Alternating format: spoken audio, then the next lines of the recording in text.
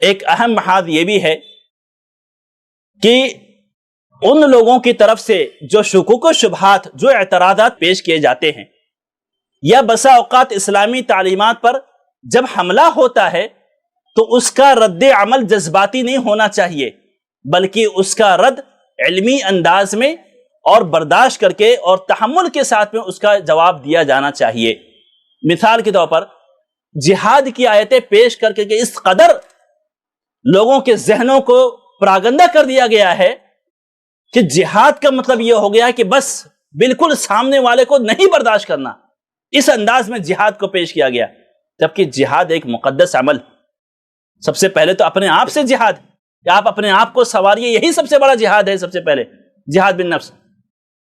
لیکن جہاد کی غلط تعلیمات، غلط اس آیتوں کی غلط تفسیر پیش کر کے لوگوں کے سامنے اس قدر پروسا گیا ہے کہ اب لو جہاد، اور پتہ نہیں کیسے کیسے جہاد کا لفظ ملا دیا گیا اس کے ساتھ میں۔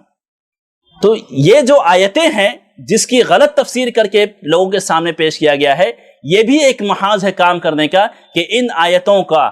علمی انداز میں علماء کی تفاسیر کے ساتھ میں، متقدم علماء کی تفاسیر کے ساتھ میں، اور اس کا علمی انداز میں جواب دیا جائے۔ مثال کے طور پر کہ حملوں کا رد عمل کیسے ہوتا ہے۔ قریب میں وسیم رضوی نامی شخص نے قرآن کی 26 آیتوں کو لے کر کے کہا کہ ان 26 آیتوں کو نکالنا چاہیے، کیونکہ ان 26 آیتوں کے ذریعے سے تشدد کو ہوا ملتی ہے، یا اس آیتوں کے ذریعے سے جہاد کو فروغ ملتا ہے۔ رد عمل کیا ہوا؟ رد عمل یہ ہوا کہ ہمارے بعض نوجوان، ہو سکتا ہے کہ ان کی نیت صحیح،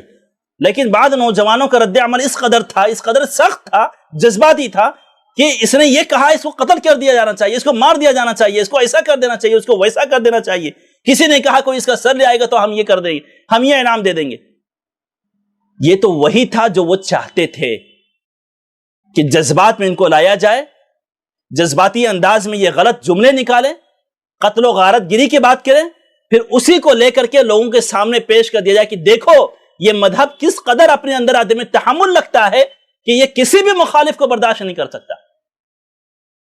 اور اسی چیز کو پروسا گیا، اسی چیز کو لوگوں کے درمیان جو ہے مشتہر کیا گیا، لوگوں کو وہی ویڈیو کلپ دکھائی گئی کہ کس قدر یہ تشدد والا مذہب ہے کہ جیسے ہی ایک آدمی نے ایسا کہا ہے فوراً اس کے قتل کی جو ہے کوشش کی جا رہی کہ اس کو قتل کر دیا جائے۔ یہ جذباتی رد عمل سے گریز کرنے کی ضرورت ہے، اور اگر اس طرح کے حملے ہوتے ہیں تو اس کا علمی انداز میں اس کو جواب دینے کی ضرورت ہے کہ علمی انداز میں ہم اس کو جواب دیں۔